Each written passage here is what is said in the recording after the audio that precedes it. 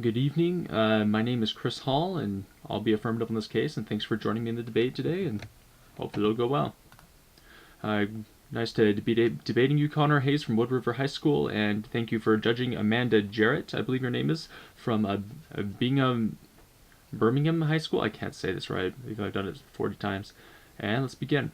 I support the resolution of the United States federal government to ban all testing that requires use of animals. My value is universal equity being defined as freedom from others from unethical actions for ecological communities. Only by treating animals as equals and ridding ourselves of cleavages between us and them can everything be connected. This is saying that all of our world ecosystems should be equal in decision calculus instead of preferring humans and animals that humans have decided are more worth or specifically trying to repair past harms to. My criterion is ecocentrism's perspective of all nature and ethical decision making. This is not placing the environment above humans, but giving equal weight to the value of every part of the ecosystem. Part of this is rejecting the animals are different than humans, but rejecting that animals are different from us, but are a part of us as we are part of them. The litmus test is that the negative has to prove that humans deserve more value than non-humans. Definitions: testing that requires the use of animals according to PETA's animal-based testing is such a condition for governments for the importation of sale of pesticides, industrial chemicals, drugs, vaccines, genetically manipulated foods, and consumer products. Ban, according to the Oxford Dictionary, is legally prohibited. Use in animal testing, according to the American Anti-Vivisection Society, or damage, direct effect from application, toxicity, pharmacokinetics, and metabolism, mutagenicity, carcinogenicity, and pyrogenicity.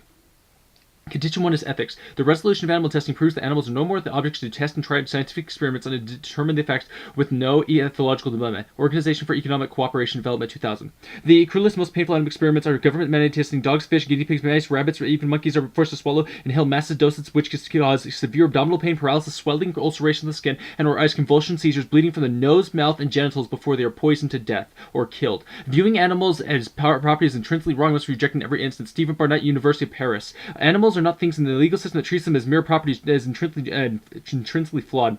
None is centered upon the human psychological and conceptual frameworks. Legislation of the common law is the products of human activity and bear the unavoidable imprint of human mentality. To label something as property as to the entity so labeled possesses no interest in the mere protection means that to the end determined the property owner. You are not voting for the affirmative because it magically solves for every instance of animal exploitation. Instead, vote for a policy because it's intrinsically good. Reject the negative future-based disadvantages and the utilitarian consequential rationale will always recreate human domination over the non-human. Eric Katz, Director of Science, Technology, and Society Program at the New Jersey Institute of Technology. Utilitarian might be savage, disruptive, bias towards humans. Impossible problems are problems when you consider utility for non-human entities. Alternative is to move away from the wanton ethical theory rather than evaluating the consequences for human and non-human world. We can look at the intrinsic qualities of the action to determine what type of value this manifests. One, a world value. The moral universe ought to be created only when the preservation seems an intrinsically good policy action. That means that it has some type of satisfaction. Will a policy be justified? The development of ethical theory is the only choice. Contention 2 is solvency. The F is a prerequisite to the top. The status quo assumes that animals are the other different from us because they lack the ability to communicate through verbal language. This justification allows for all others who cannot communicate in a way we wish to be oppressed. All forms of exclusion are patterned off the human-non-human divide. To normalize the anthropogenic order is critical to challenging the endless war on difference. Tarek Kochi, Sussex Law School, 2-9.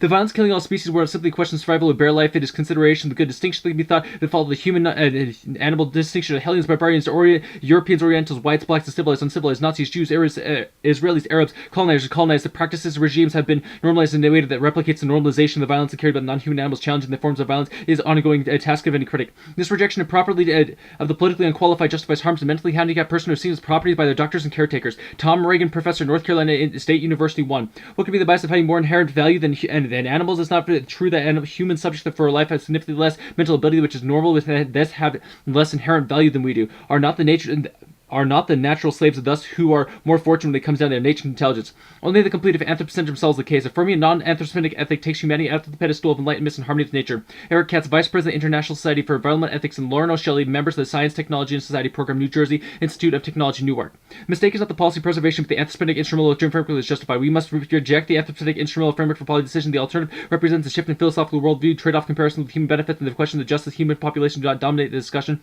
Environmentalists can accept the dilemma that they reject the ecological normative framework and anthropogenic instrumental rationality. Once we move past the confines of human-based instrumental goods, the environmental possession thereby justified no policy dilemma is created.